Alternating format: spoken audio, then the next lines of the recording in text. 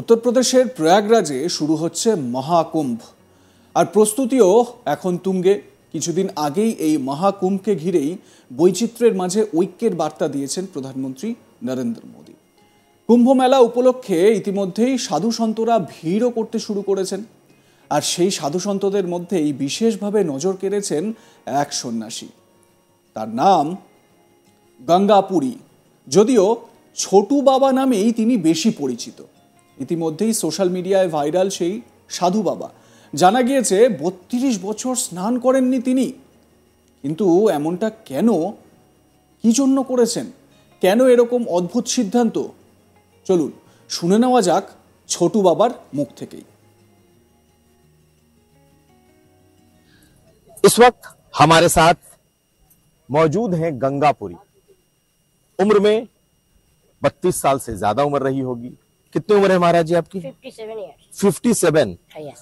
और आपके बारे में बड़ी चर्चा है कि आप आए तो हैं महास्नान में, महाकुंभ में, हम स्नान लेकिन में आप नहीं आए। स्नान में नहीं है। ना, हम स्नान में नहीं आई। हाँ, हम गुरुजी से मिलने आइए, हाँ। दादा गुरु जैसा लोगों के साथ मिलने आइए, हाँ, क्योंकि हमको सीखना है। हम उनकी बच्चा हूँ ना, हाँ, इसलिए उनके पास सीखने आई हो। और भगत लोग तुम लोग जैसी आई हो हाँ, और भी पसंद हो गए, हाँ। क्योंकि तुम जैसा हमको देखने के लिए आई हो, हम ऐसे तुम लोगों को देखने के लिए आई। वाह। तो लेकिन महाराज ये बताइए, चलिए गंगा की तरफ बढ़ते हैं, लेकिन ये बताइए इस महाकुंभ में, महास्नान में आप आए, लेकिन आप स्नान नहीं कर रहे हैं।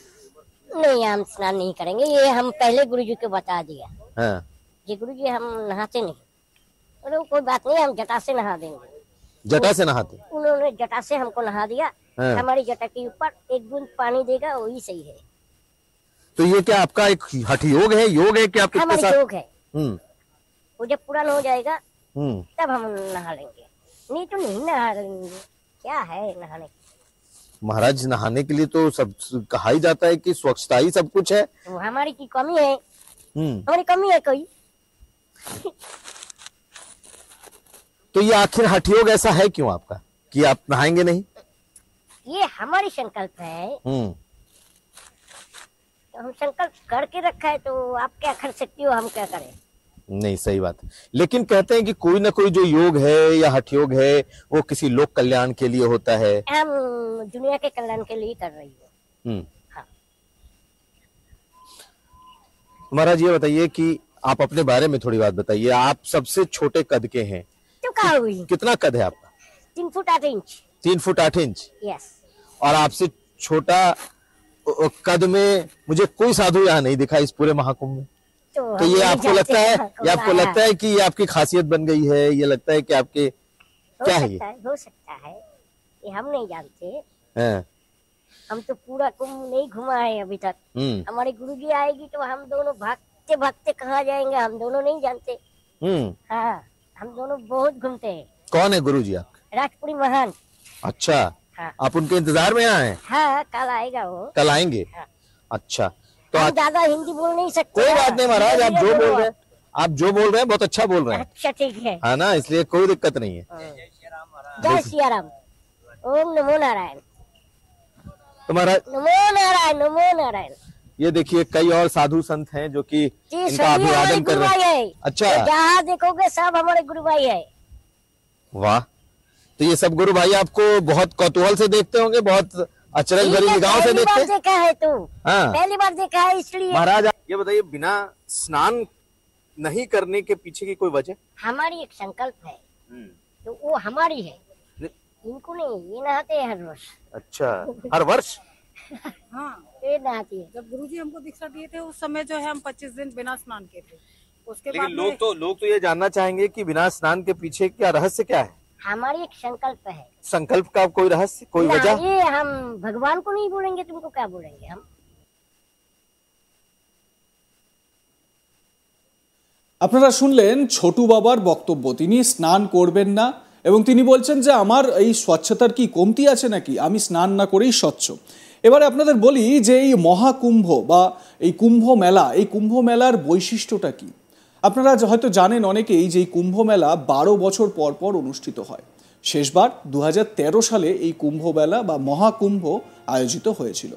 এবার আবার এই 13ই জানুয়ারি থেকে মহাকুম্ভ বা কুম্ভ মেলা চালু হতে চলেছে। এবারে বলা হয় যে গঙ্গা যমুনা সরস্বতী, গঙ্গা যমুনার অস্তিত্ব তো আমরা টের পাই, কিন্তু সরস্বতী নদীর অস্তিত্ব সেভাবে লক্ষ্য করা যায় না। পৌরাণিক একটি নদী, বলা হয় এই নদীটি গঙ্গা যমুনার থেকেও নাকি তার অনেক বেশি ব্যাপ্তি ছিল এবং গভীরতা ছিল। এই গঙ্গা যমুনা সরস্বতীর সঙ্গম স্থলেই হয় মহাকুম্ভ। একটু পৌরাণিক ব্যাখ্যা অনুযায়ী কুম্ভ কথার অর্থ হচ্ছে গিয়ে পাত্র। আপনারা নিশ্চয়ই জানেন যে যখন দেবতা এবং রাক্ষসদের মধ্যে সমুদ্র মন্থন হয়েছিল, জানেন তো নিশ্চয়ই, ভগবান বিষ্ণু তিনি কচ্ছপ রূপে পর্বতকে ধরে রেখেছিলেন এবং সেই সময় সমুদ্র মন্থনের সময় সেই সময় অনেক কিছু সমুদ্র থেকে বেরিয়ে আসতে থাকে, যার মধ্যে সবথেকে অভিপ্রেত ছিল কি জানেন?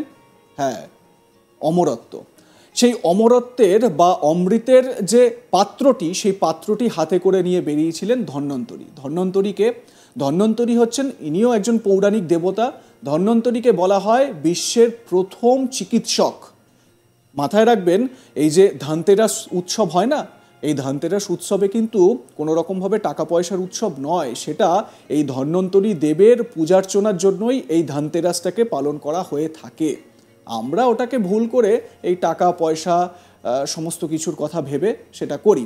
যাই হোক, এবারে আসি মহাকুম্ভের কথায়। সেই পাত্র নিয়ে যখন দেবতা এবং অসুরদের মধ্যে টানাটানি চলছে, সেই টানাটানির সময় ওই পাত্র থেকে, মানে এই কুম্ভ থেকে অমৃত পড়তে থাকে এবং 4টি জায়গায় এই অমৃত পড়ে। তার মধ্যে সেই জায়গাগুলো হচ্ছে এই প্রয়াগরাজ, হরিদ্বার, উজ্জয়িনী এবং নাসিক। এই 4টি জায়গায় আপনারা দেখবেন ঘুরে ফিরে মহাকুম্ভ বা কুম্ভ মেলা এই 4টি জায়গাতেই আয়োজিত হয়। বলা হয় এইখানে এই যে গঙ্গা যমুনা সরস্বতীর যে সঙ্গম স্থল, এই জায়গায় গিয়ে লাখো লাখো ভক্ত প্রত্যেক 12 বছর পর পর যে স্নান করেন বা তারা যে সেখানে গিয়ে স্নান মানে ডুবকি লাগাতে যান, তাতে করে তাদের সমস্ত রোগ ব্যাধি নাশ হয়ে যায় এবং তারা সম্পূর্ণ চাঙ্গা হয়ে ওঠেন, সুস্থতা লাভ করেন। এই বিশ্বাসেই এই মহাকুম্ভে প্রচুর ভক্ত, হিন্দু ধর্মের এটা একটা বড় বৈশিষ্ট্য এই কুম্ভ মেলা বা মহাকুম্ভ, এবং 12 বছর পর পর অনুষ্ঠিত হয়। এটা স্বাভাবিকভাবেই হিন্দু সনাতনীদের কাছে একটা বড় পাওনা এবং বড় বিশ্বাসের একটা জায়গা। দেখুন কি সুন্দরভাবে সেজে উঠেছে এই প্রয়াগরাজ।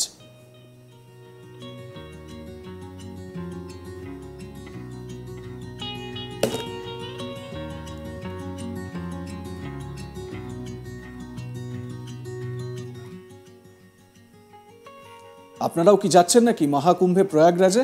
জানাতে ভুলবেন না। দেখতে থাকুন আজ তাক বাংলা, সাবস্ক্রাইব করুন YouTube channel, bell icon hit করতে ভুলবেন না, অবশ্যই হোয়াটসঅ্যাপ চ্যানেল ফলো করুন।